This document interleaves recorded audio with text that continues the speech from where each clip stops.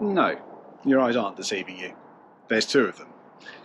Welcome back, darlings. In this video I've got these two Fabias to clean.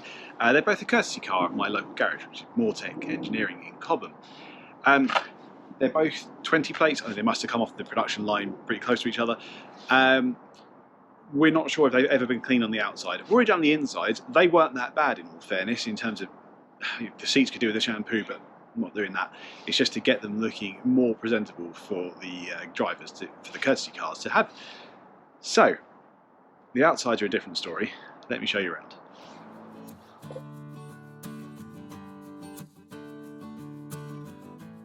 Let me give you a quick bit of insight to what it was like inside. Generally, it was hoovering and dusting, but all the plastics needed cleaning. And to do that, I used rinseless wash. Here I'm using McKee's. I use McKee's or ONR for the job. They're absolutely perfect. So that in a bucket with scrubber dubber, and you're well away.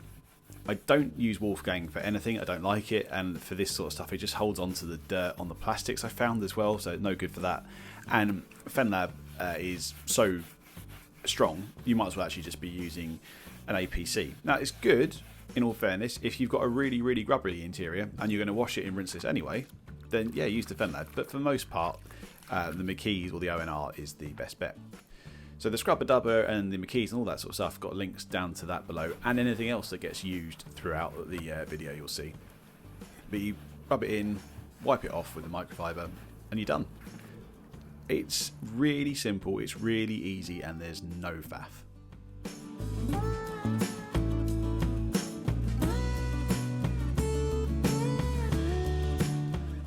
Okay, let's have a look around the outside here. Muddy and dirty. Pretty easy to tell. When you get this sort of stuff under the window gaps on the roof, that's really bonded on. You know it hasn't been cleaned for quite a while.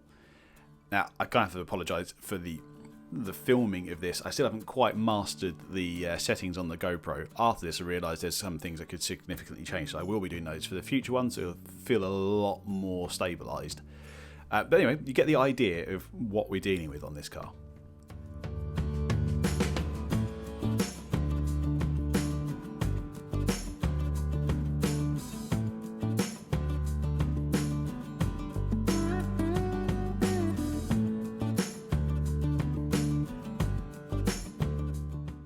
Now, as always, to tackle the wheels first, giving them a pre-rinse off, you can see how black that water is coming off there, and that just gives you an indication of just how much brake dust was ingrained on these. And it's not really coming from the arches. When I did that there, you can tell, like, it's the wheels, and it's consistent. You go all the way around and you can see the same thing. Watch the water when I'm doing the front ones, they're coming off black.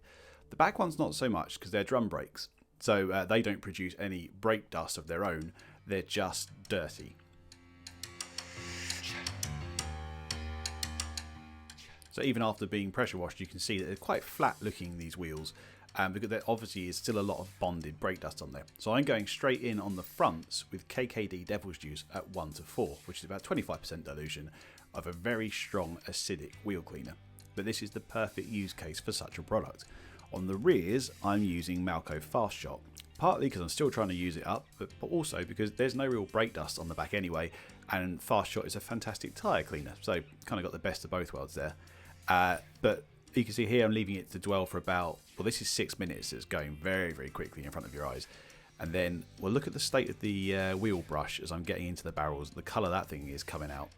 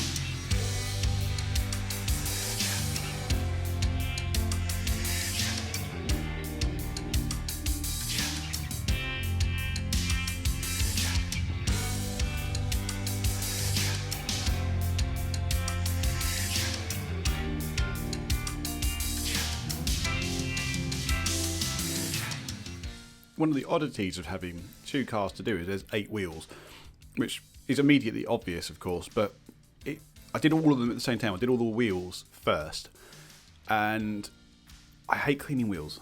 And this felt like it was an ongoing job, although they cleaned up very well and very easily, so I was pleased about that, but wow. Anyway, this time I'm using a bit of a pre-soak. This is Built Hamber Surfex HD at 10%, which is strong. Now, you may not know this, but a lot of other APCs, they kind of dilute, their maximum dilution is 1 to 10. Surfex HD can be down to 1 to 100, so 1% for interior cleaning. 1 and 2% is its recommended strength for interior. So it's super strong. What I mean by that is, if we're going down to 1 to 10, this is equal to some APCs being used neat. So I'm using that as a pre-soak, and then I'm going to put Garage Therapy Foam V1 on top. The reason for that is I'm using up my Foam V1, and I found it didn't have as much bite, so I'm giving it a bit of like extra chemical help. Auto Foam would probably have been alright on its own, because it is pretty potent. And I'd even say the new Garage Therapy Foam V2 would be similar in that sense. It's performing really well. I've got one more vehicle to test it on, and then I'll have a compilation video coming your way, so stay tuned for that. But in this weather, and with these conditions and this product, I've used Surfex HD 10% as a pre-wash, and then as a soak anyway, and then I'm putting on the Garage Therapy Foam V1.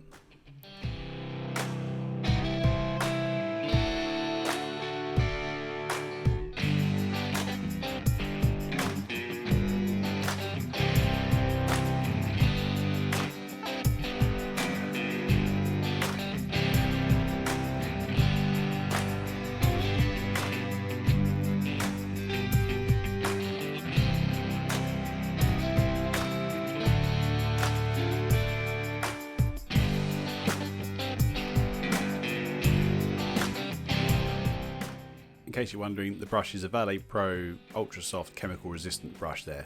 It's really, really good. I love these. Some of the best brushes I've ever used, actually.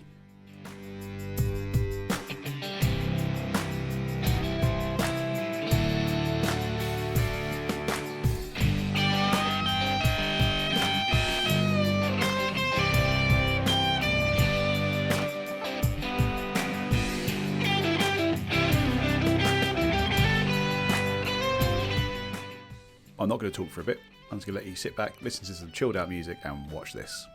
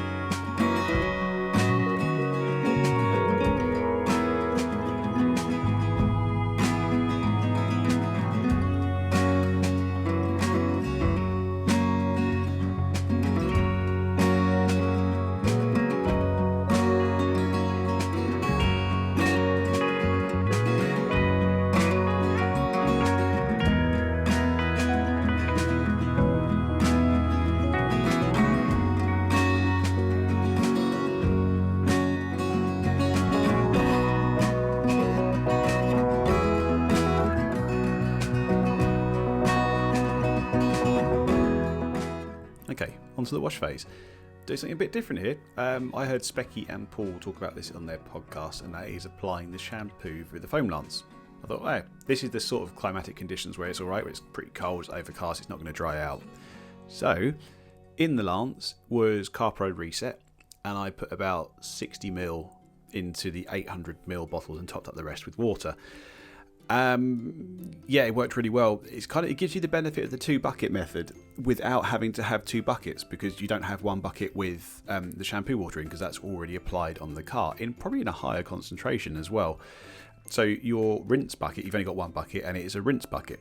I think it's a pretty good method, and for me, being mobile actually would mean I use less water, because I don't have to fill 2 20-litre buckets up. Even if I may only fill them up with 15 litres, that's still 30 litres. I definitely use less than that when I'm applying the shampoo via the Lance. So it worked pretty well.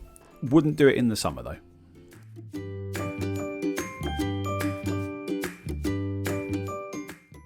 Now it's party time, and this is Koshkemi or Kokemi Protector Wax. It's a Lance applied sealant. You could loosely say it's a drying aid, but it's way more than that. It lasts about 3 or so months. So I'm currently running that on the van, and I'm doing a 50-50 between that and Infinity Wax Synergy Boost, which apparently has a 6-month-ish longevity. So we shall see. I'm repeating exactly the same wash process now on the other car. There's a bit more detail at the end. You can see how the Protector Wax has worked. Okay, so you'll see a bit more of that. Don't worry. But I tend to get 2 to 3 months out of Protector Wax, and it is so good and so easy to apply, and it doesn't streak, and it doesn't clog up the nozzles on the pressure washer Lance bottle. It's really good. I love it. So there we go, on again, and well, you can see the water behaviour. Sometimes it really beads up, and sometimes it sheets up. I think it kind of depends what the base level of dirt is underneath. These were still, I'd say these cars could really do with a claying, but then they'll introduce a lot of marring. But you can see just how quickly those panels are sheeting off. Brilliant stuff. Link to that below as well.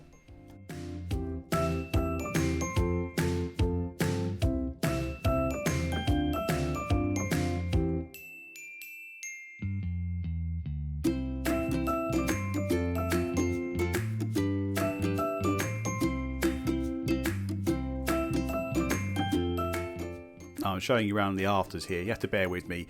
The GoPro struggles in low light, and it was dark. The only thing that's giving me the light here is my inspection lamp, and the floodlights are on the side of the building. It was nigh on pitch black by the time I finished this one.